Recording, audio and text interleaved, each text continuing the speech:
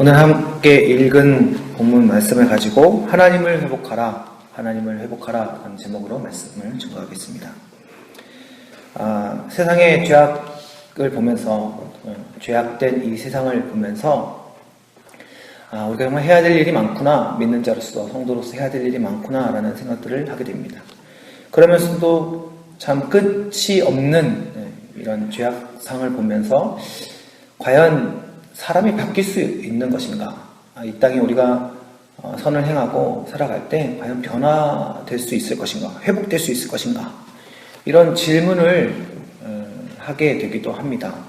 나 한 사람의 신앙과 선한 일이 무슨 일을 할 수 있겠는가? 이런 절망 가운데 또 우리가 빠지기도 하는 것이죠. 근대로 들어서면서 인간에 대한 지식과 또 인간의 어떤 선함을 기대하면서 사람에 대한 소망들이 있었지만 결국 세계대전을 통하여서 사람의 물질 문명의 발전과 사람의 지식이나 도덕 따위는 사실 완전함을 추구할 수 없는 것이구나. 인간에 대한 급격한 실망이 현대에 이어지면서 현대에는 사람이 가지고 있는 모든 지식과 또 도덕적인 부분들이 무너지고 또 사람들끼리 혼합되어지면서 흔히 포스트 모더니즘이라 말하는 아주 혼란스러운 세대, 좋게 말하면 자유롭고 또 퓨전이라고 말할 수 있는 그런 세대지만 결국에는 죄와 죄가 섞이고 또 선과 죄가 섞여서 또 죄가 되어지는 그런 아주 혼란스러운 시대, 또 진리를 알 수 없는 시대, 또 우리가 신앙적으로 얘기하자면 말씀이 흐트러지는 그러한 시대가 되어버렸습니다. 사람에게 기대했던 것들이 결국에는 사람의 머리에서 나오고 속에서 나오는 모든 것들이 허망하고 헛된 것이구나 라는 그런 생각들을 할 수밖에 없게 되었고요. 인간에게는 기대할 수 없다. 이런 절망적인 시대가 되어버린 것이죠. 사실 우리 한 사람 한 사람이 만나는 공동체 속에서도 얼마나 순간적으로 우리가 사람 자신의 의의를 드러내는 일에 애를 쓰게 됩니까? 하지만 결국 사람의 기준이라는 것들은 말씀 외에는 아무것도 아니라는 것들을 우리가 또 깨어지면서 경험하게 됩니다.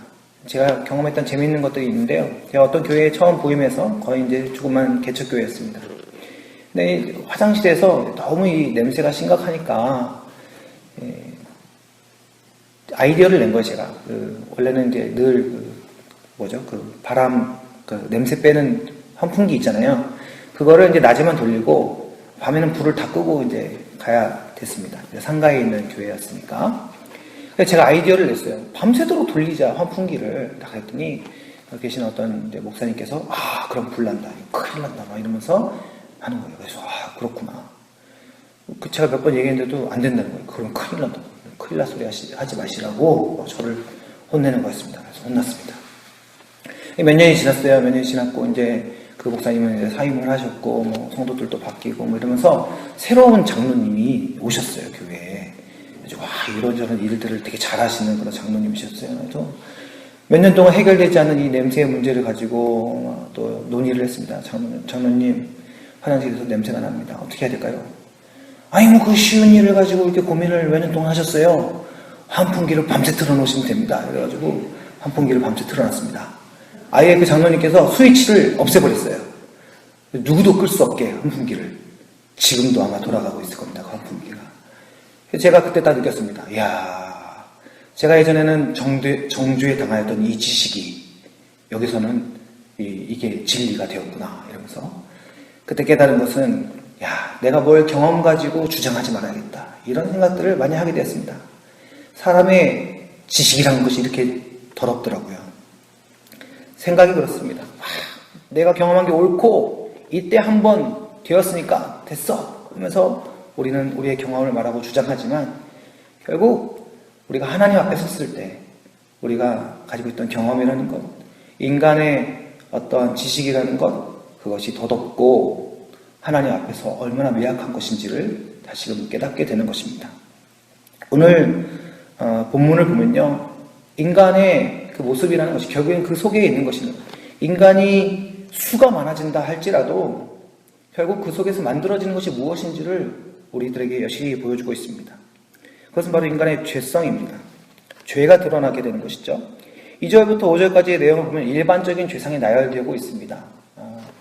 성품적이기도 하고요. 상황적이기도 하고요.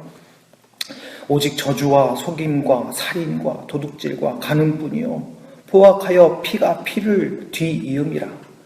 여러분, 이 말 중에, 이런 표현들 중에 지금 오늘날에 사라진 죄가 있습니까? 오늘날에 없는 그런 죄가 있습니까? 사실 죄는 인간의 발전되어지는 물질 문명에 따라서 형태가 달라졌을 뿐이지 그 본질은 똑같습니다. 그런 죄들이 이어지는 것이죠. 8절에는요, 종교적인 타락이 이어집니다. 하나님의 백성들이 하나님의 말씀을 가지고서도요, 범죄하는 것이죠. 그들이 내 백성의 속죄 제물을 먹고 그 마음을 그들의 죄악에 두는도다. 말씀은 지키고 율법은 지키지만 그러나 그 속은 하나님 앞에 깨어있지 아니하는, 중심에 진실함이 없는 백성들이 된 것입니다. 11절부터 19절까지는요, 결국에 우상숭배죠. 우상숭배인데 이 우상숭배, 이교숭배는 무엇과 연결되어지냐면 결국 음행과 연결되어집니다. 성경의 큰 많은 비유들을 보면 결국 음란함, 너희가 하나님 앞에, 너희 백성이, 이스라엘 백성이 하나님 앞에 음란하였다라고 얘기할 때 이 음란은 결국 하나님을 두고, 신랑 되신 아버지 하나님, 신랑 되신 예수님을 두고 다른 신을 선택하는 것과 연결되어지고요.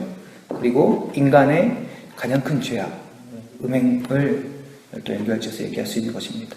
어찌되었건 하나님의 말씀 따라 하나님은 신실하게 그 백성에게 은혜를 부어주셔서 언약을 기억하시고 그 수를 많게 해주셨지만 그들이 수가 많아지고 하나님의 백성들은 많아졌는데 하나님을 기억하는 자들은 줄어들고 외적으로는 부강해지고 또는 속죄 제물도 드리면서 말씀도 지키는 듯 하나 점점 그 중심은 하나님으로부터 멀어지는 자들인 것입니다. 이 죄된 인간의 원인이 바로 그것이죠. 6절에 보니까 하나님께서 돌직구를 던지고 계시는 것입니다. 내 백성이 지식이 없으므로 망하는도다. 네가 지식을 버렸으니 나도 너를 버려 내 제사장이 되지 못하게 할 것이요 내가 내 하나님의 율법을 잊었으니 나도 내 자녀들을 잊어버리리라. 어떻게 보면 이들은 율법의 형태는 잊지 않았죠. 말씀대로 제사도 드리며 했습니다. 그러나 그 율법을 주신 하나님 아버지의 마음을 알지 못했던 그들의 죄된 모습은 결국에는 그런 죄악들의 모습들로 가득 채워진 그런 백성들이 되어버리는 것입니다. 그래서 하나님께서 너를 내 제사장이 되지 못하게 할 것이다. 너희 백성을 이 인류를 통하여 대표로 불러내어서 하나님의 살아계심을 증거하는 그 백성들로 삼았는데 내가 그것을 취소하고 싶다. 이렇게 말씀하시는 것입니다. 하나님에 대한 지식을 잃어버려서 그 하나님에 대한 진실한 하나님이 원하시는 그 중심을 그들이 잃어버렸을 때 결국에는 그들의 모습은 죄악된 모습만 남게 된 것입니다. 오늘날 우리가 살아가면서 우리가 하나님 앞에 우리의 모습이 왜 이렇습니까? 오늘 우리의 이 형태는, 우리가 살아가는 이 시대는 하나님 왜 이렇습니까? 이 절망의 시대에 하나님 어떻게 바뀔 수 있겠습니까? 우리가 이렇게 거룩한 기도를 하나님 앞에 드리는지도 모르겠습니다. 그러나 어쩌면 오늘 이 이야기 서두에 말씀드렸던 우리가 사람을 보면서 소망을 품는 그러한 순서가 틀리지 않았나 생각을 해봅니다. 우리가 이 시대를 보면서, 이 시대의 악을 보면서 우리가 탄식하지만 먼저 하나님 앞에 드려야 할 것은 무엇이냐면 이 세대에 드러난 이 죄악들은 결국 내 속에서도 꿈틀거리고 있는 그러한 가능성들인 것입니다. 아니, 저 사람 어떻게 저렇게 큰 죄악을 저지를 수 있겠나? 여러분, 우리가 악해지면 그만큼 악해지는 것입니다. 내가 얼마나 죄인인가? 내가 악해지면 저만큼 악해지는 것입니다. 다만 나는 지금 그러한 삶이 아니고 나는 지금 그러한 상황이 아닐 뿐이지 나 또한 인간으로서 똑같은 상황 속에 들어가면 저렇게 더러워지는 것입니다. 그러므로 하나님께서 이 시대를 바라보면서 우리에게 주시는 소망은 무엇이냐면 내가 먼저 시대의 죄악을 품고 그 죄가 내 죄임을 고백하며 그 가능성이 내 안에 살아있음을 고백하며 하나님 앞에 회개하는 것입니다. 이 시대를 업고 회개하는 것이고 이 시대를 품고 회개하는 것이고 이 시대의 죄악이 나의 죄악임을, 그것이 나임을 고백하면서 주 앞에 회개하는 것입니다.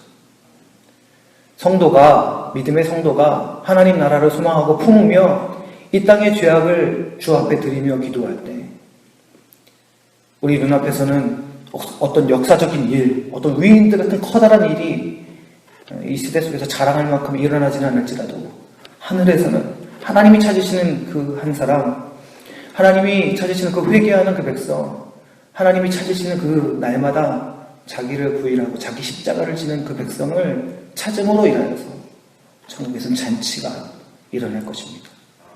하나님이 기뻐하시는 사람, 하나님이 찾으시는 그 사람은 바로 시대를 얻고 주님의 이름으로 울며 회개하며 기도하는 사람이요, 그렇게 하나님 앞에 꿇는 자가 바로 하나님에 대한 지식을 되찾고 또 그것을 회복하는 자인 줄 믿습니다.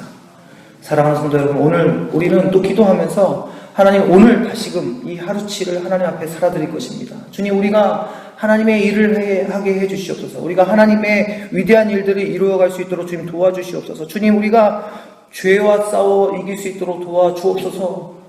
이러한 믿음의 기도를 하게 될 것입니다. 그러나 여러분, 의외로 그것은 오늘 하루를 살아갈 때가 아니라 지금 이 기도하는 우리의 한마디 외침을 통하여서 우리 하나님 앞에 그러한 영광을 돌릴 수 있습니다. 그것은 바로 내가 이 시대의 죄악을 내가 뭐라고, 그러나 하나님이 주신 말씀에 의지하여서 기도하며 고백하며 하나님, 이 세대가 바뀔 수 있도록 도와주옵소서. 주님, 내가 바뀔 수 있도록 도와주옵소서. 기도하는 것이 바로 주님 나라와 영광을 위한 기도가 되는 줄 믿습니다.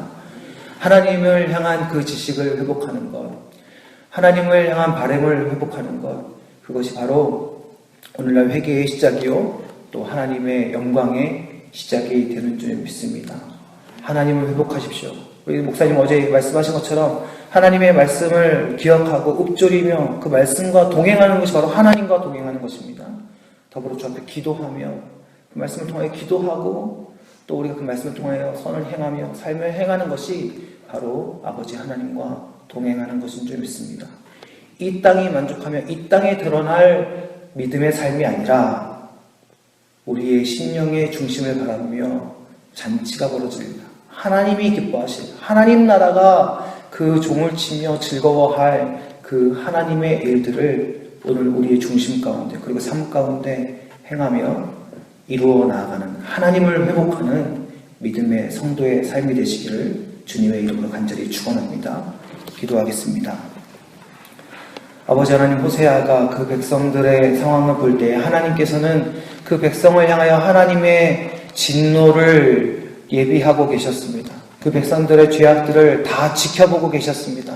이 정도는 괜찮을 거야, 아닐 거야, 어쩌면 그들은 아니란 마음을 품었을지도 모릅니다. 그러나 하나님은 다 보고 계셨습니다. 오늘 우리가 살아갈 때 하나님의 눈을 기억하게 하옵소서.